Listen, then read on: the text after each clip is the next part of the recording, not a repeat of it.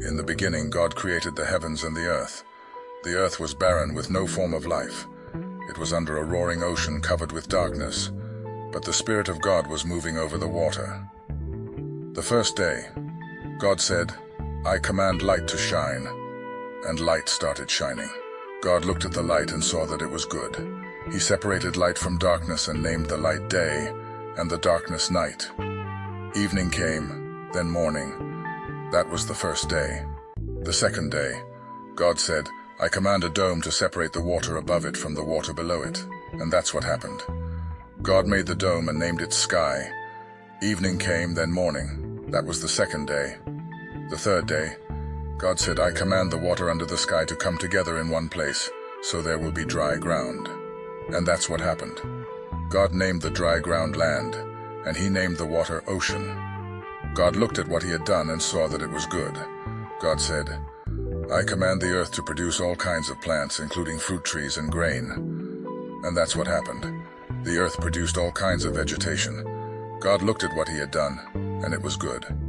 Evening came, then morning. That was the third day. The fourth day, God said, "I command lights to appear in the sky and to separate day from night, and to show the time for seasons, special days, and years. I command them to shine on the earth." And that's what happened. God made two powerful lights, the brighter one to rule the day, and the other to rule the night. He also made the stars. Then God put these lights in the sky to shine on the earth, to rule day and night, and to separate light from darkness. God looked at what he had done, and it was good. Evening came, then morning. That was the fourth day. The fifth day, God said, "I command the ocean to be full of living creatures, and I command birds to fly above the earth." So God made the giant sea monsters and all the living creatures that swim in the ocean. He also made every kind of bird. God looked at what he had done, and it was good. Then he gave the living creatures his blessing. He told the ocean creatures to increase and live everywhere in the ocean, and the birds to increase everywhere on earth. Evening came, then morning. That was the fifth day. The sixth day, God said, "I command the earth to give life to all kinds of tame animals, wild animals, and reptiles." And that's what happened. God made every one of them. Then he looked at what he had done, and it was good. God said, "Now we will make humans, and they will be like us. We will let them rule the fish, the birds, and all other living creatures." So God created humans to be like himself. He made men and women. God gave them his blessing and said, "Have a lot of children. Fill the earth with people and bring it under your control. Rule over the fish in the ocean, the birds in the sky, and every animal on the earth. I have provided all kinds of fruit and grain for you to eat, and I have given the green plants as food for everything else that breathes, including animals, both wild and tame, and birds." And so it was. God looked at what he had done. All of it was very good. Evening came, then morning. That was the sixth day. So the heavens and the earth and everything else were created. By the seventh day, God had finished his work, and so he rested. God blessed the seventh day and made it special, because on that day he rested from his work. That's how God created the heavens and the earth.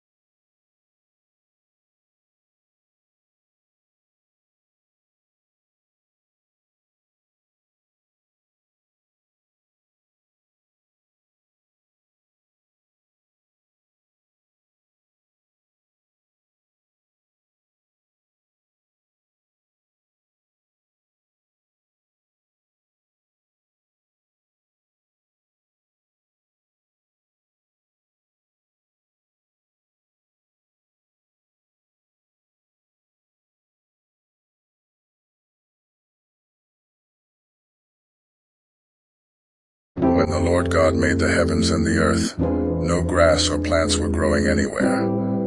God had not yet sent any rain, and there was no one to work the land. But streams came up from the ground and watered the earth. The Lord God took some soil from the ground and made a man. God breathed life into the man, and the man started breathing. The Lord made a garden in a place called Eden, which was in the east, and he put the man there.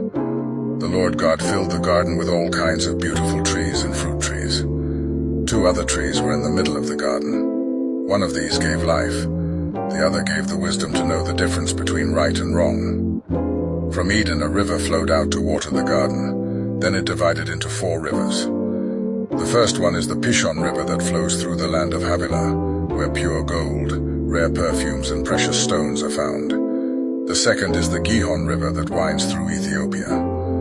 The Tigris River that flows east of Assyria is the third, and the fourth is the Euphrates River. The Lord God put the man in the Garden of Eden to take care of it and to look after it. But the Lord told him, "You may eat fruit from any tree in the garden, except the one that has the power to let you know the difference between right and wrong. If you eat any fruit from that tree, you will die before the day is over." The Lord God said, "It isn't good for the man to live alone. I will make a suitable partner for him." So the Lord took some soil and made animals and birds. He brought them to the man to see what names he would give each of them. Then the man named the tame animals and the birds and the wild animals. That's how they got their names. None of these was the right kind of partner for the man. So the Lord God made him fall into a deep sleep, and he took out one of the man's ribs. Then after closing the man's side, the Lord made a woman out of the rib. The Lord God brought her to the man, and the man exclaimed, "Here is someone like me. She is part of my body, my own flesh and bones. She came from me, a man. So I will name her woman." That's why a man will leave his own father and mother. He marries a woman, and the 2 of them become like one person.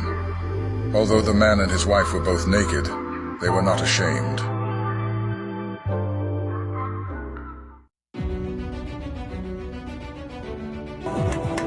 Finally, Wells comes face to face with the man he's been searching for.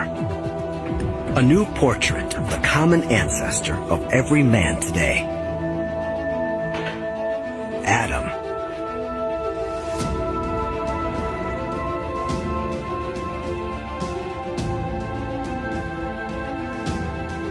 Without the skull, we can't know for sure what Adam looked like.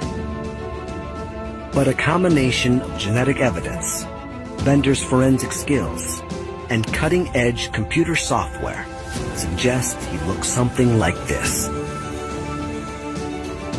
Thousands of years after the Bible, and hundreds of years after Michelangelo, we have a whole new face for Adam. I like the expression. He's got a very forceful look. He's intent on something, maybe taking over the world. You begin to get perhaps an insight into why these guys won out and why this guy's our ancestor.